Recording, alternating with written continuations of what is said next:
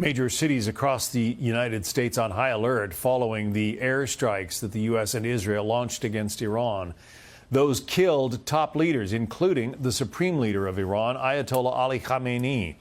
Police departments in places like New York City and Los Angeles are increasing patrols at diplomatic missions, cultural institutions, and religious sites. For more on this, let's bring in Bernard Zapor. He is a former ATF special agent in charge, also faculty associate of terrorism and justice studies at Arizona State University. He also has worked extensively undercover. So as you assess the situation in this country, Bernard, how concerned are you that there will be some kind of blowback from the Iranians? Well, we're very fortunate in that the blueprint and for our response to this has been laid out with the almost 2 decades worth of our involvement in the Middle East. And through the FBI Joint Terrorism Task Force and Department of Homeland Security, sharing operational law enforcement intelligence, we have the ability to be in front of state actors as well as people that would be criminally radicalized, for example, in the country that may be of concern. So there's a lot of work on the front end on criminal intelligence and contact interviews to gather information about people that might do something here domestically. And that is shared at all levels of law enforcement. So very confident about our ability to get in front of potential acts.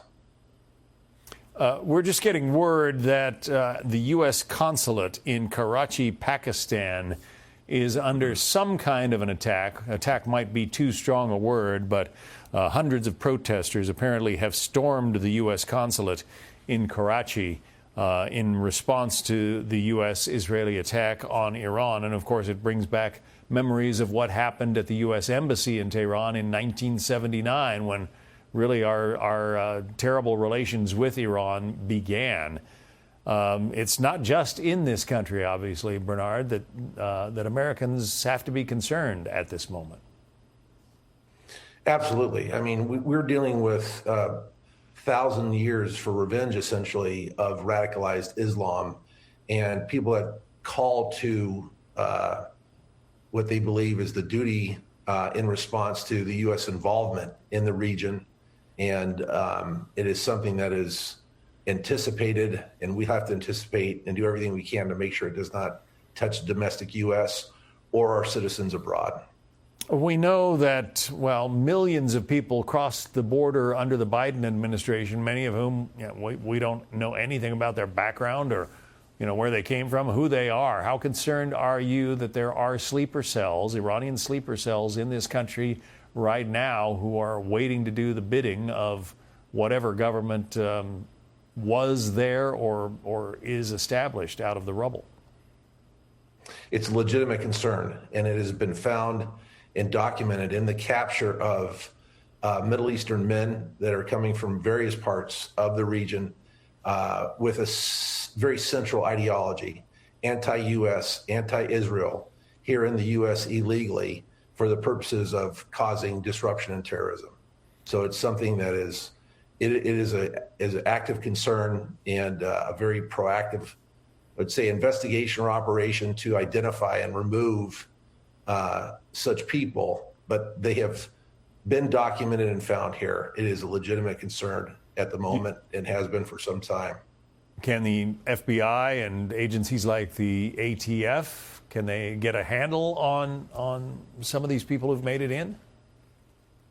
It's really interesting. After the attacks of 2001, there was very quickly lists developed, for example, of Middle Eastern men that were on expired visas in the United States. They had followed the profile of the original hijacking conspiracy at the time.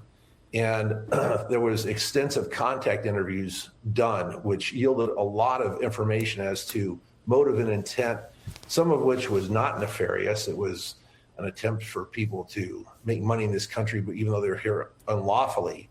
But that blueprint is carried forward in the following 2 decades. And so very confident that there is the ability to intercept when known, but we still have to have a very prudent response, both as citizens when people hear or they're aware of something, to bring that to the attention of the Joint Terrorism Task Force or their local police department, because there's always that chance that you have the small cells of people operating that have gone under the radar and were not detected.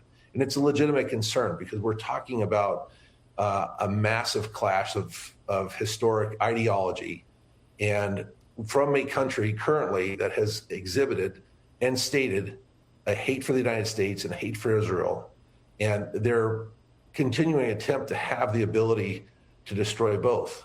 So it's a vanguard approach, and all of us need to be aware and communicative about it. So the slogan, if you see something, say something, is particularly appropriate now. You would urge Americans to be kind of on the lookout for anything unusual. Absolutely. We're getting word that this attack in Karachi involved hundreds of people storming the embassy, smashing windows. It says that police and paramilitary forces there fired tear gas and used batons to disperse the crowd. One person was actually killed. So Americans really all over the globe need to be concerned right now and take steps to ensure their safety. Undoubtedly, and it's a concern in all these locations because, again, it's a class of ideology, and we have a battle that's going on that is historic in nature, and people are called to arms for this, and they are our enemy, and they see any Americans and Westerners in general as a target of opportunity. So would you expect that the danger is going to be eliminated once the attacks on Iran stop, or is this something we have to worry about for the next 6 months, year? How long does the threat of blowback in this country, how long does that exist? This is decades and centuries. It has been going on for some time. It is not going to be mitigated with the political resolution here because, again, we have an ideology that identifies us in the U.S. and the West as the enemy of God, essentially. And people are called to respond, and it goes on really in perpetuity. So the level of awareness has to be maintained, and the realization that we are dealing with something that is an historic clash of theology, ideology, politics, and that people are committed to it in a way that makes them incredibly dangerous. And so we have to keep the awareness going forward. This is just another one of the heightened calls for people that radicalize in this area, and it is not going to diminish on this outcome. Bernard Zapor. Bernard, thank you. Hey, Sean Hannity here. Hey, click here to subscribe to Fox News YouTube page and catch our hottest interviews and most compelling analysis. You will not get it anywhere else.